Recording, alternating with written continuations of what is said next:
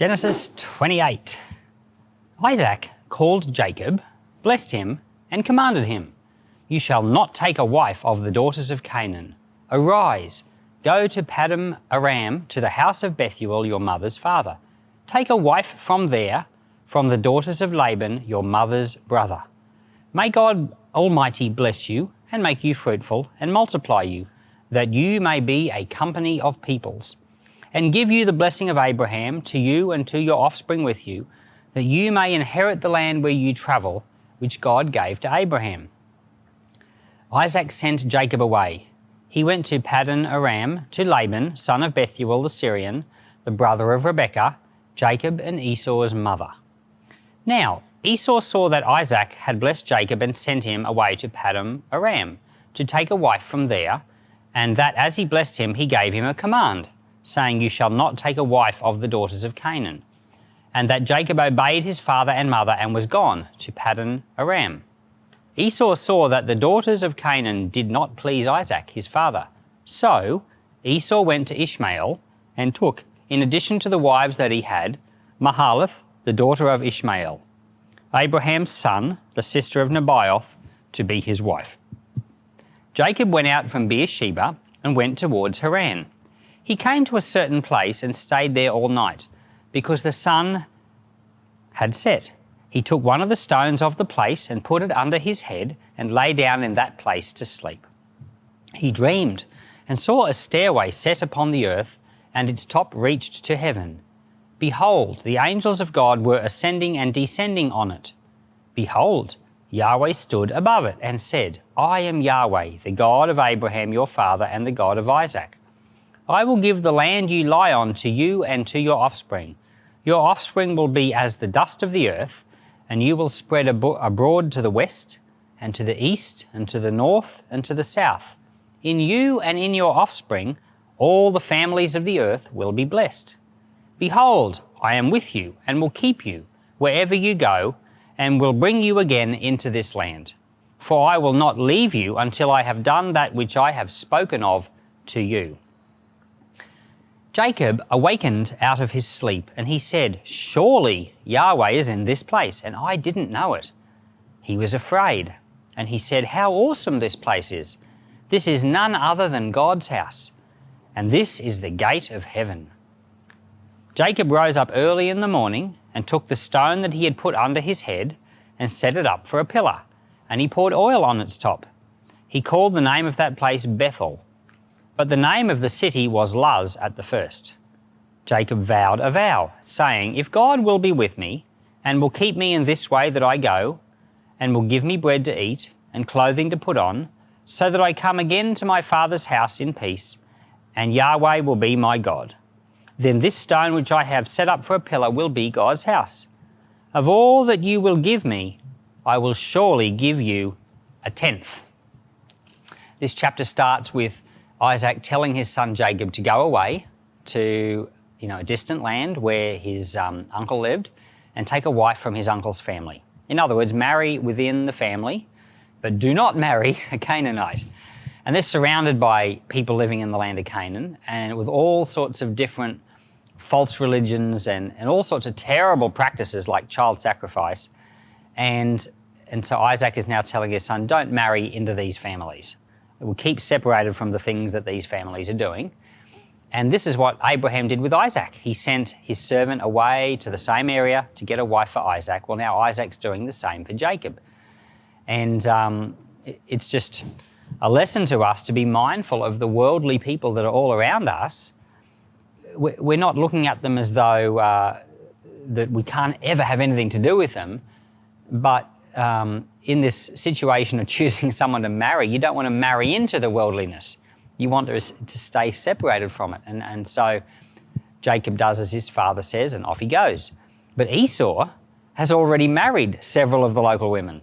We learned about them in a previous chapter, and he realizes, oh, I've done something that my dad doesn't approve of. So now he goes and gets a third wife from the daughters of Ishmael. So Ishmael is, his uncle, another uncle, but a closer one. And we don't know what Isaac thought of this because it just doesn't say. But he doesn't seem to consult his father. Like Jacob gets the instruction directly from Isaac to say, off you go and do this. But Ishmael just does it on his own without consulting. And Ishmael seems to have the struggle that many people have, where they just do what they think without inquiring of the Lord or trying to find out what pleases the Lord.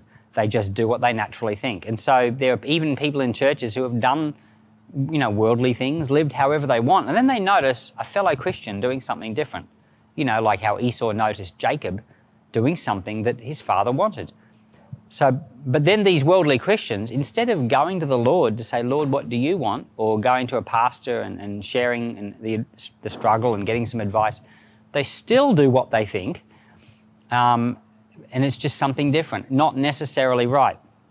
And so here we've got Esau, and he's probably 77, 78, 79 years of age at this point that he takes a third wife. That's a long time to go just living however you think without, the wisdom and the guidance of the Lord or of your spiritual parents. And that's a good thing to consider. Do we as Christians honour our spiritual fathers, spiritual mothers, the people that the Lord's put in our life to guide us? No one's perfect, so we're not holding up spiritual fathers over us as these models of perfect people that we have to obey and do everything they say. We're not saying it like that. What we're talking about is honour, people who care for us, people who are over us in the Lord. And in the same way we've been told to honour our parents, and they're not perfect either, but the command to honour really doesn't have anything to do with how perfect they are. So we should honour our spiritual parents. Our pastors, for example, people over us in the Lord, even though they too are not perfect. And in doing so, grace flows to us. And one of the ways that we honour them is by going to them and saying, what do you think about this situation? Esau could have honoured his father by going to him and saying, I've taken these wives. I didn't realise this displeased you. What's your advice? And even if nothing could be done about it at that moment, the act of going and acknowledging and discussing is an act of honour because it shows the value in the heart towards those people.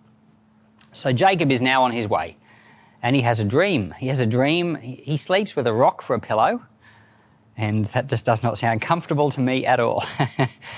And he has this dream of angels coming and going, and God is in heaven, and God repeats the promise that he made to Abraham and the same promise that he made to Isaac. The promise to, I'm giving you this land and dwell in it and walk in it, and I'm with you, and I'm going to bless those who bless you. The promise is repeated.